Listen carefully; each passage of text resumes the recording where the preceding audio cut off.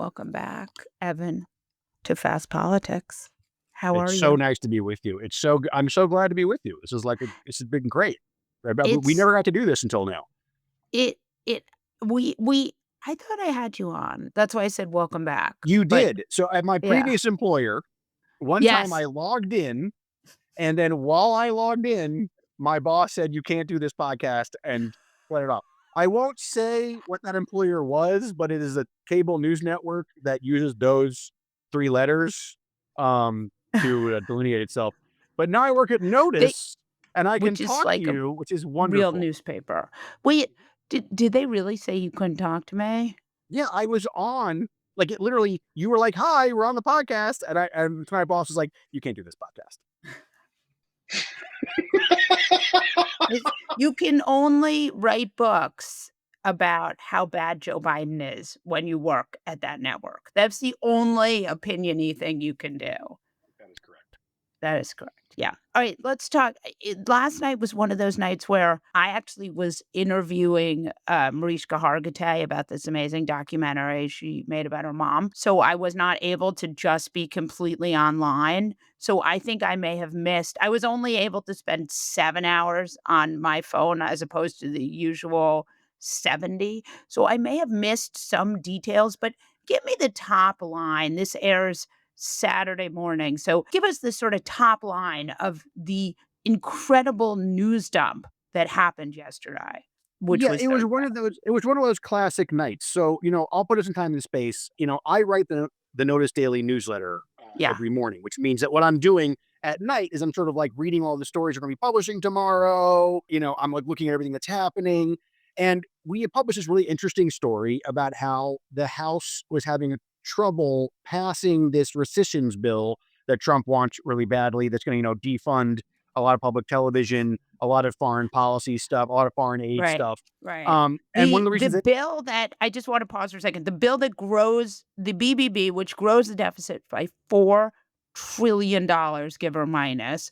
He wanted to cut a couple billion to screw over NPR and PBS, and also some like poor children in foreign countries. I think it's better to think of this rather than a conversation about the deficit and more a conversation about knocking out conservative goals. Right. And the idea of eliminating foreign aid and eliminating funding for public broadcasting, they've been around for like as long as I've been covering politics, about longer, right? And like they've now done that. And you look at the BBB, that had a lot of Trump stuff in it too. So really, this is like sort of racking up a bunch of wins, I feel like. So we're watching this bill happen. And one of my colleagues wrote this story about how it was struggling in the House because this Epstein stuff was happening. That like the Democrats had gotten a hold of this Jeffrey Epstein story and were trying to force a vote on releasing these files. Trump, up to that point, had been saying, "Don't talk about this anymore. I don't want to talk about this anymore. If you talk about this, you're not one of my supporters." So all the Republicans were voting against this bill. They didn't want to Right. release the files. Right in the middle of that, like right Yeah. in the middle of that, was this Wall Street Journal news alert that was Right. like, surprise, there was a birthday book reportedly that a lot of the friends of Jeffrey Epstein signed, Alan A friend Dershowitz. a friend group you never wanna be in. Yeah, Go on. it's a strange group. And also like a Yeah. very, I don't know, if you read the article, like they're not particularly clever, but they do have the sort of like a centralized theme of things they want to talk about. It's mostly sexual assault or harassment. Well, it was a lot of like literally just like drawings of boobs. Like it was like Yeah. I'm going to like get like I'm gonna give you a book full of like for like a 50-year-old, whatever, however old he was, Yeah. a doodle book full of like boobies. I mean, it's Yeah. really quite Yeah. remarkable to Yeah. think about this. But anyway, so in it, obviously, Trump is mentioned as one of the prominent doodlers in this book. And it just sort of blew the whole world up. I mean, this is one of like, Mhm. very rarely do we have this, that like while Congress is actively talking about this issue, this giant news story drops into the middle of the conversation. All of a sudden, Trump, who had been like, "Don't talk about this. We're not releasing anything. We don't do anything. We're moving on," was suddenly, in the midst of attacking the media and saying the media was fake and this was all bullshit. He also said, "Actually, let's release some stuff." And so as we sit here on Friday talking about this, we're in the morning now where Pam Bondi, who has been kind of in hiding over this, is now saying, yes, I will release some Epstein stuff. And Trump is saying, yes, we'll release some Epstein stuff. And a lot of the MAGA people who were mad at Trump about Epstein appear to be now more mad at the Wall Street Journal in some Right, of way. course. The whole thing has been kind of twisted up, but the end result has been that the Epstein story is not only not going away, but has been Right. kind of like turbocharged in the past 24 hours. One of the things that I think is important to remember here is that the Wall Street Journal is owned by one Rupert Murdoch, a man who is often accused of having created Donald Trump, right? Who owns the Fox News network. So this is a scenario where we have Donald Trump v. Rupert Murdoch, because in the truths or tweets or whatever they're called, we do see Donald Trump complaining about Rupert Murdoch and saying he's He gonna sue the Wall Street Journal. directly saying Rupert Murdoch assured me this that he was going to take care of this for me. And then the story came out. It's funny because when I was covering, before the end of the Biden administration, I spent a lot of time covering the Biden administration, and the people of the Biden administration, they were pretty mad at the press too, if you'll recall, Yeah. right? For a lot of different Oh, reasons. yes. But the paper that they thought that they liked, that they said people told me was like they thought was like maybe the best paper covering politics was the Wall Street Journal, right? And the Journal had the famous story about Biden's age that featured these quotes from Kevin McCarthy that Democrats immediately said, "Oh, it's got Kevin McCarthy, this story has to be complete crap. We hate this. Oh my Yeah. God." And then of course, yada yada, Biden's out. That aforementioned book is written. The feeling about Yeah. that is totally different. That story feels fairly prescient. Now, the same thing is true that if you ask people in the Trump administration, they like the Wall Street Journal, like as a reporting operation. They do hate the coverage that they get from them, which every White Right. House does, right? But Right. there's a lot of respect for the Wall Street Journal and the work that they do, sort of in politics in general. And as you Right. mentioned, Trump feels like he can call up Rupert Murdoch if he wants to. So you have this thing where this is not a story that was out in Mother Jones. This is not a story that came out on MSNBC. This is a story that was in a newspaper that people in American politics really respect from a team that they really respect. So Yes. as you see this sort of swirling conversation about what crap this is or how bad a report this is or how fake news this is, remember back to those days of when Democrats were freaking out about the Kevin McCarthy story and what ended up happening with that.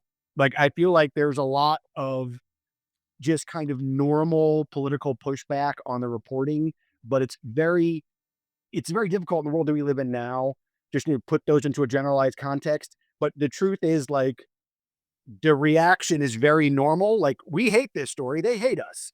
But people do not feel that way about the Journal in general. Like, just like specifically that outlet. A really important thing to say here is that the editorial page is completely brainworms. So the Wall Street Journal reporting is second to none. The editorial page is just where smart thoughts go to die. So Bondi wants to release this grand jury stuff. But Bondi is still ultimately, she did say she had a list on her desk, right? And she's walked that back.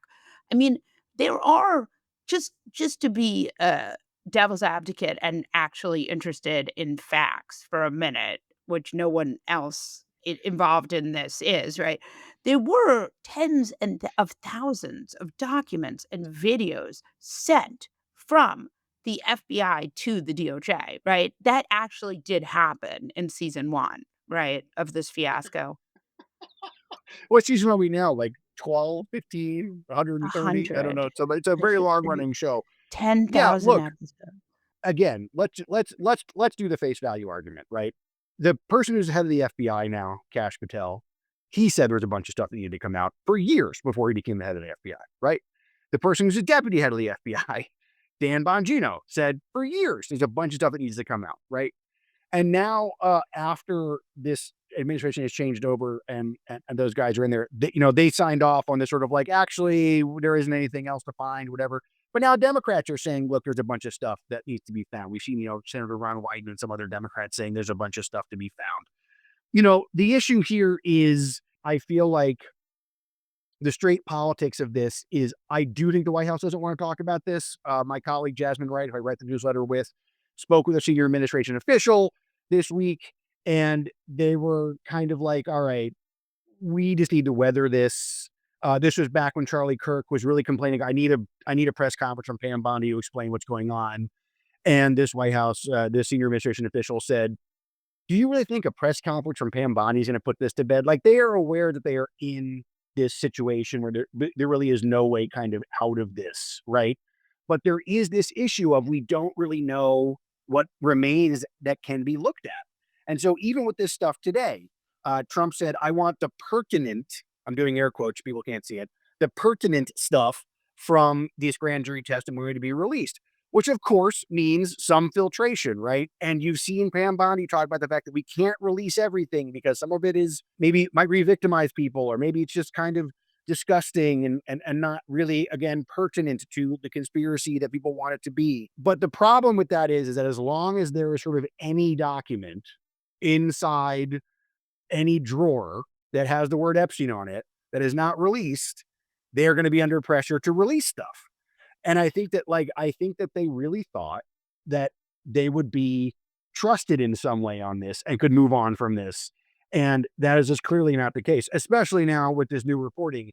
But, there may be stuff that's valuable. There may be stuff that's not valuable. I am not a super deep thinking Epstein head. I don't know a ton about all the conspiracy layers, but I do understand politics in a very basic sense. And this is a thing of like, they want everything, and anything short of everything is gonna not be everything. Right. And so you can't give people what they want if you can't get them everything.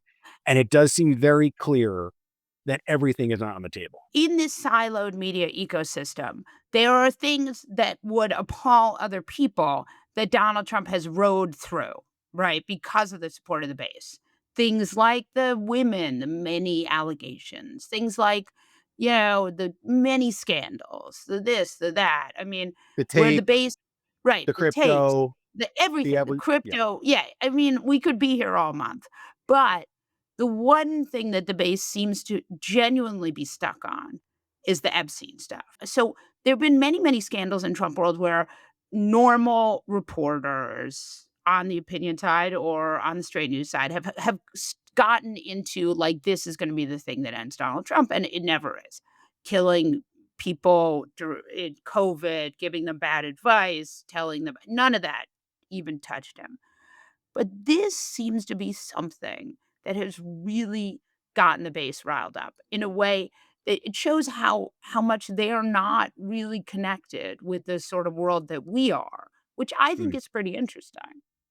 That is interesting. That's a really good point on that, actually. I think there's something here about the nature of the way this is being talked about, right? Because I did some reporting very early on in this, when this came back, talked to, the senior guy at Media Matters, who sort of follows everything about this and goes on the right wing media. And, I asked him, I said, does this look different? And he said, well, we're still seeing, most people are still saying this isn't about Trump. We're mad at Bondi. We're mad at Patel. We're mad at other people.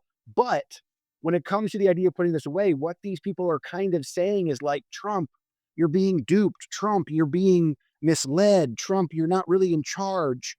And I think that's the kind of thing that might foment more challenges for a White House trying to put this away, because Trump does not like when people say this kind of stuff. He tends to Right. jump in and get involved and say, actually, no, hey, I am in charge. I am in charge. I got this. And we saw some message discipline for about one day. One day, the message discipline was, this is nothing. If you like this, you are a victim of a Democratic led hoax. We're not talking about it anymore, and we're done with it. Right. And then Right. literally the next day it changed because the pressure again becomes, well, why don't you know more about it, Trump? Like, why aren't you in charge of this? And this is an issue of, I think that the president, these people who believe that the president has this sort of special miraculous power, that he's completely, in charge of all this stuff, and and that he is going to go in there and sort of clean all this stuff out for them. That now what they're seeing is the idea that he himself is being influenced in some way by these supposed deep state actors, et cetera. And I think that that is a more political danger if you're a Trump supporter, because The problem is people are saying that Trump is weak now. These MAGA people are not saying Trump is in on it. They are not saying Trump is somehow a liar. They're saying he's like weak or not paying Right. attention. And that kind of Right. thing can derail this president all the time. And that makes it very Right. difficult to focus on the things that they want to focus on. Another really fucked up thing happened this week, Thursday night, which was Shari Redstone, stalwart of American democracy. She is the queen of standing up for journalistic integrity, a nepo baby to put us all to shame. She did, in fact, cancel Colbert, the highest rated, certainly very high rated for industry and free fall, and she canceled it because it's a financial decision and has nothing to do with the fact that Donald Trump hates Stephen Colbert. Discuss. We're in an absolutely remarkable moment when it comes to this, because one of the things that has been important, that's important about these places to make money, right, is the idea that they are not beholden to like the politics and the government, right? You want your news division, your news people, like you know, no fear or favor. We'll just go out there and say what we have to say. The idea that you are going to possibly have fired a late night host because they're not nice enough to the president, I don't really know how that gives you credibility with an audience down the line. You know what I mean? Like, it's a very strange change. And again, look, CBS is not saying that this is what happened, right? They're No, saying, look, they are he absolutely wasn't making saying it's money not anymore. what happened. Right. He wasn't making money anymore, et cetera, et cetera. But But it is this, I, like her fourth offense, right? Because we had 60 Minutes, the executive producer left. And then Scott Pelley got on there and said he left because our content is being supervised in ways it has never been before. Okay. So then we have settling the lawsuit, this scurrilous lawsuit. I mean, there's no reason to believe that my favorite Redstone Nepo baby is acting out of her own belief in, her own want to make a dollar. no, I mean, even the South Park guys were like, Right. this merger is totally fucked. And we are having a really hard time dealing with this. And, there's some question about this. The thing that comes out in the end is, what do you have to market after this? Like, if you have turned yourself into this network that is very clearly suggesting that you have a political bent that is like, towards the MAGA side of things, or you're supporting, you're supporting this president and his allies. At what point does this become a danger to your like profits and ability to do your job as a network? And I think Right. that is the big question that we're dealing with here, because a lot of this is, the fact that you're putting this pressure on reporters. It's really sad. People like Scott Pelley, who incredibly prominent journalists leaving and saying this stuff is incredibly sad and dangerous. But there's also the aspect of like, what is the long-term impact of this, right? What is the long-term impact of buying into the idea that came from the right, that you have an entire network that is carrying the water for the Democrats or carrying the water for the left or whatever? Again, ask the Democrats if they think that that was true, and they will tell you no. Like, they will not tell you that's happening. But now you have a network saying, actually, okay, maybe you're right.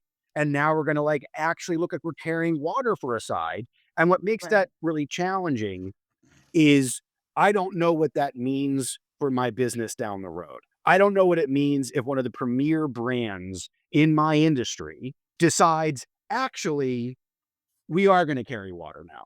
We are going to do it. We'll just see what happens.